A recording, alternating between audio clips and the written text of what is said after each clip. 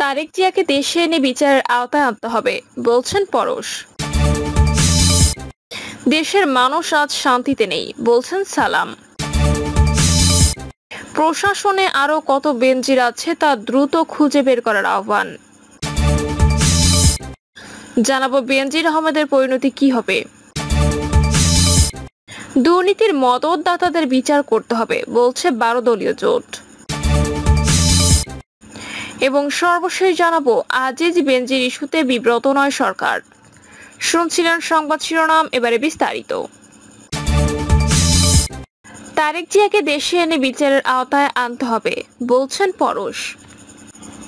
যুবলীগের চেয়ারম্যান শেখ ফজলে শামস পরশ বলেছেন, তারেক জিয়াকে দেশে ফিরিয়ে এনে বিচারের আওতায় আনতে হবে, এটা এ সময়ের দাবি।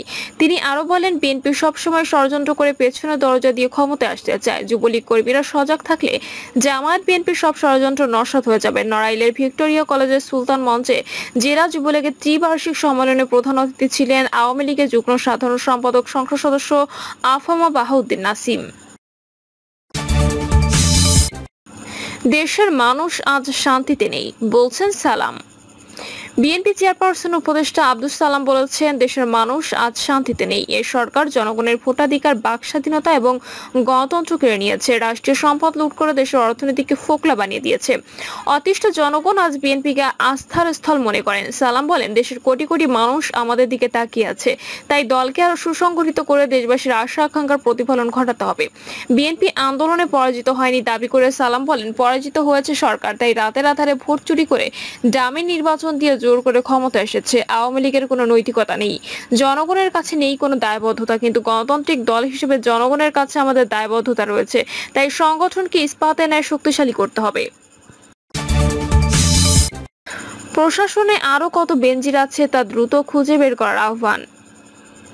প্রশাসনের অভ্যন্তরে আরো কত বেনজির আছে তা দ্রুত খুঁজে বের করার আহ্বান জানিয়েছেন জাতীয় সমাজতান্ত্রিক দল এর সভাপতি আশরামা আব্দুর রব। বিজ্ঞপ্তিতে তিনি বলেন, প্রজাতন্ত্রের একজন কর্মচারী সাবেক পুলিশ মহাপরিদর্শক বেনজির আহমেদের বিরুদ্ধে নজিরবিহীন দুর্নীতি ও অবৈধ সম্পদের যে ফিরিস্তি গণমাধ্যমে প্রকাশিত হচ্ছে তা রাষ্ট্রের জন্য ভয়ঙ্কর দুঃসংবাদ। স্বাধীন দেশে ক্ষমতার অপব্যবহার ও রাষ্ট্রের সম্পদ লুণ্ঠনের অভিযোগ অত্যন্ত গুরুতর।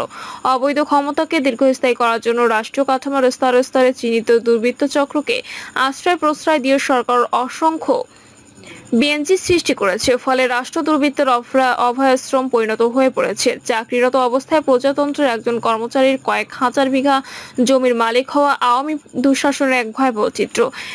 নির্বাচনবিহীন কর্তৃত্ববাদী সরকারের অপশাসনের ফলশ্রুতিতে আরো অসংখ্য ভয়াবহ চিত্র জাতির সামনে উন্মোচিত হতে থাকবে। অবৈধ সরকারের ক্ষমতা দীর্ঘায়িত করার সহযোগী এমন অসংখ্য বেনজির প্রশাসনের অভ্যন্তরে ঘাপটি মেরে আছে। রাষ্ট্রকে টিকিয়ে রাখার স্বার্থে এদের দ্রুত খুঁজে বের করতে হবে এবং আইনের আওতায় আনতে হবে, নয়তোবা রাষ্ট্র অপরাধ প্রবণ হয়ে পড়বে, যা হবে মুক্তিযুদ্ধের রাষ্ট্রের সঙ্গে বিশ্বাসঘাতকতার শামিল। রাষ্ট্রীয় শত্রু হিসেবে চিহ্নিত অপরাধীদের রেহাই দেওয়ার জন্য সরকার যদি নতুন কোনো কূটকৌশলের আশ্রয় নেয়, তবে তা হবে রাষ্ট্রের জন্য আত্মঘাতী। জনগণ কোনো ক্রমে রাষ্ট্র ধ্বংসের সরকারি পায়তারাকে মেনে নেবে না। বেনজির আহমেদের পরিণতি কি হবে? বেনজির আহমেদ এখন বাংলাদেশের সবচেয়ে আলোচিত চরিত্রের নাম। একদিকে দুর্নীতি দমন কমিশন তার সকল সম্পত্তি জব্দ করেছে, অন্যদিকে সাধারণ মানুষের মধ্যে তাকে নিয়ে নেতিবাচক আলোচনা এখন তুঙ্গে। এমনকি সরকারি মহলেও তার তীব্র সমালোচনা হচ্ছে। এমন একজন লোক এখন খুঁজে পাওয়া যাবে না যিনি বেনজিরের পক্ষ অবলম্বন করছেন। তা দূর একজন ব্যবসায়িক পার্টনার বা একান্ত অনুরাগীরা ছাড়া আর কেউই তার পক্ষে নেই।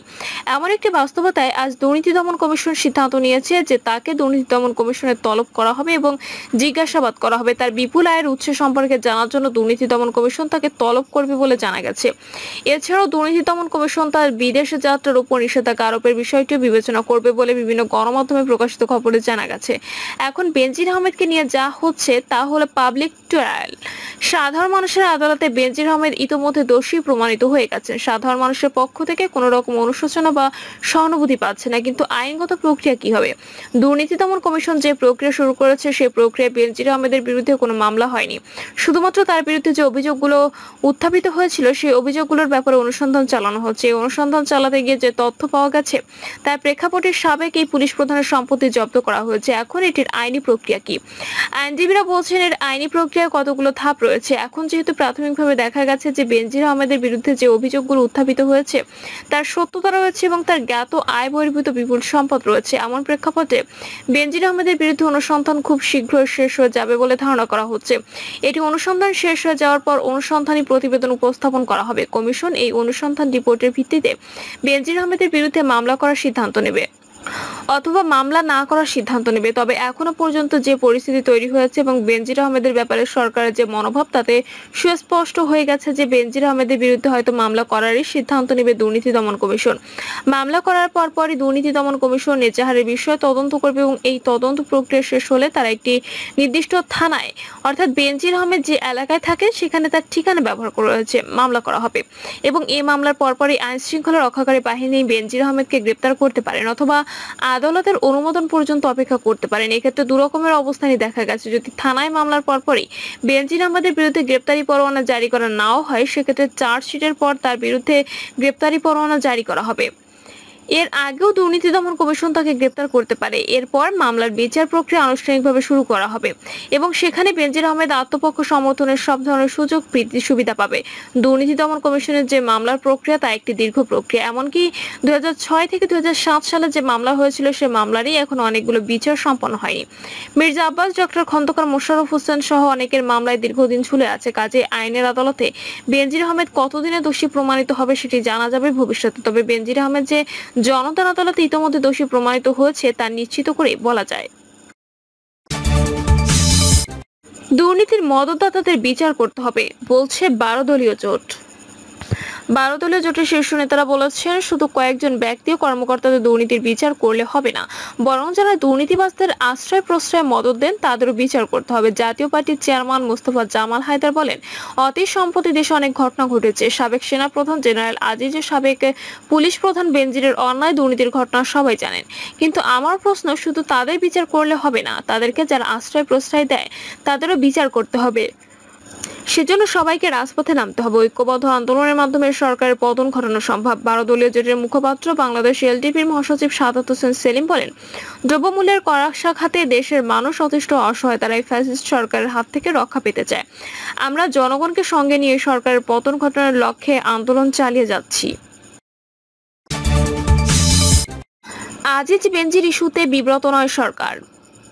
সাবেক সেনা প্রধান জেনারেল আজিজ আহমেদ ও পুলিশের সাবেক মহাপরিদর্শক বেনজির আহমেদ ইস্যুতে সরকার বিব্রত নয় বলে জানিয়েছেন আওয়ামী লীগের সাধারণ সম্পাদক এবং সড়ক পরিবহন ও সেতু মন্ত্রী ওবায়দুল কাদের। মন্ত্রী ওবায়দুল কাদের বলেন, আজিজ বেনজির ইস্যুতে সরকার বিব্রত নয়, কারণ সরকারের বিচার করার সৎসাহস আছে। সরকার তাদের অপরাধ অস্বীকার করে পার পেয়ে যাওয়ার সুযোগ দেয়নি।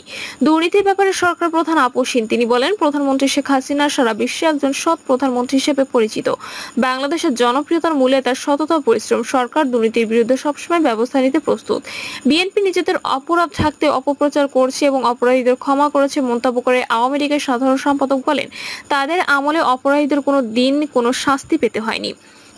আজ তারা বলে তারেক রহমানকে কিভাবে শাস্তি দেবেন। ওবায়দুল কাদের বলেন, শাস্তি তো তিনি পেয়ে গেছেন। দুদকের মামলায় 9 বছর কারাদণ্ড হয়েছে।